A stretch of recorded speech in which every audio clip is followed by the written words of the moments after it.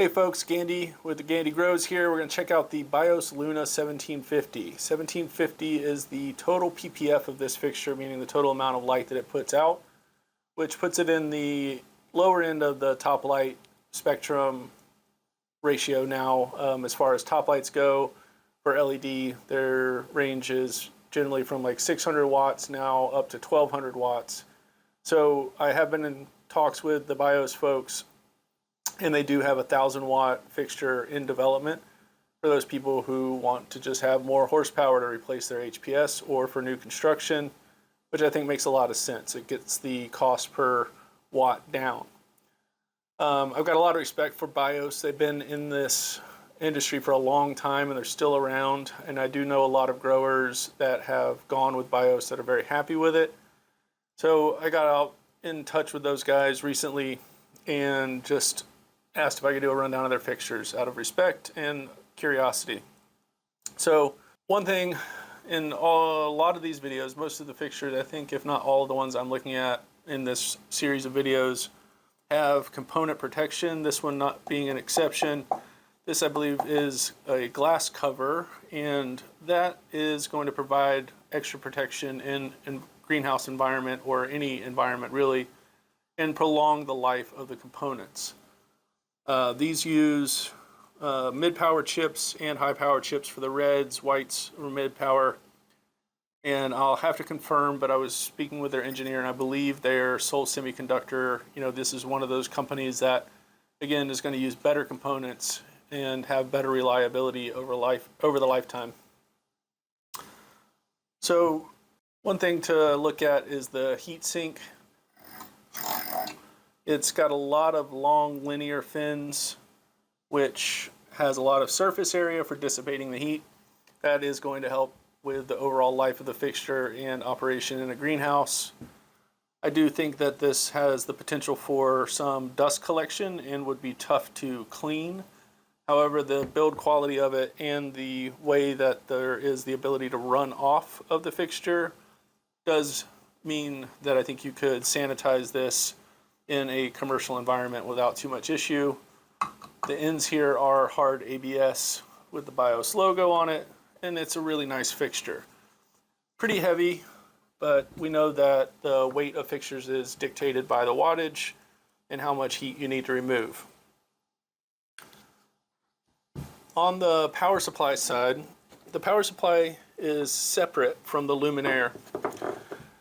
That has good and bad with it. The good news is that most of the times if a fixture is going to fail, it's the power supply. So that makes swapping it out easy. You just go up, take it down, put up a new one. 9 times out of 10, that's your problem. However, it does mean that you have a second thing to hang, and the length of this fixture and the length of this driver, if you put them on the same piece of unistrut, is a pretty long bit of space. So you're either looking at having a separate hanging of the driver next to the fixture, or you're going to have to just space these out accordingly, which might be a limitation. So we're going to talk about the power supply. They've got it branded as their own. The driver has the driver has the main power input, and then you have a connector to the luminaire for the power. And then on the other end of the driver as well, there is the dimming control input. This particular fixture has bare leads instead of the RJ type of connector, which in a commercial setting is my preferred way to go. It leaves it up to the growers or the electricians to wire it into their junction boxes and back to the control panel. It is a lot easier than dealing with RJ connectors and rewiring them in my personal experience. And it does have a 12-volt out, so potentially you could have a wireless dongle or some other thing powered off of this 12 volts. So a nice little feature or future proofing. Solid connector choice, LLT, is very good and reliable and readily available. So we're going to power it up and take another little look at it. The spectrum on this fixture is very well balanced, red to blue ratio, and lots of green or white as we perceive it, to be able to see the plants observed in the canopy. And I would say that the one limitation is there's just not much far red. We know a little bit goes a long way. However, this is a tried and true formula. Now it's very similar to Gavita has even changed to this type of spectrum, and most commercial fixtures are kind of in this range. The CRI and the visibility under the spectrum is very good, so it's a comfortable light to work under once they're running. So that's my rundown of the BIOS Luna 1750. And if I missed anything or you have any questions about this or their products, give me a shout and I will do my best to answer it. And as always, thank you for watching. We're learning now that we're into the second and third generation of LED fixtures, understanding the light output degradation. Over time, a lot of the fixtures are marketed and sold to have a 90% maintenance where they only lose 10% of their lighting output at 100,000 hours, when the reality is it could be much less than that. That would be 11 years on a 12-hour cycle.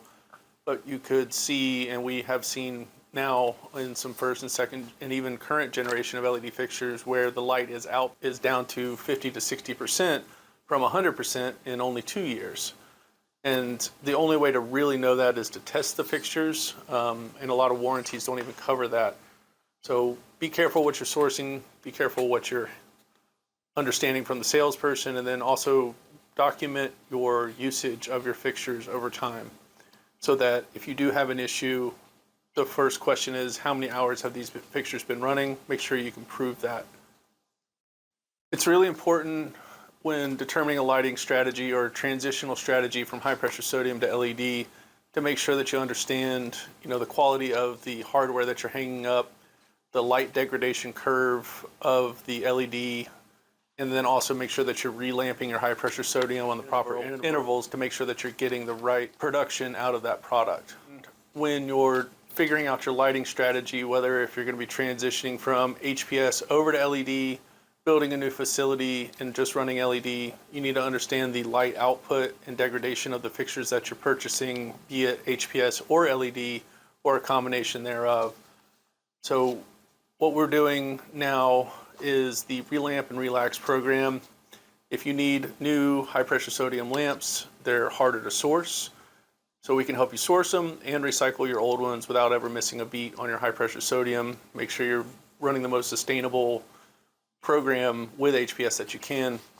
And also, if you have LEDs that have been running for a few years, we can take those in, test them, and provide a report to you to understand where your point of diminishing returns is and where you're going to need to relamp before you see it on the bottom line of your yield report. So if you have any questions about this or other lighting applications or CEA, controlled environmental ag in general, please feel free to reach out, and I'll do my best to answer it.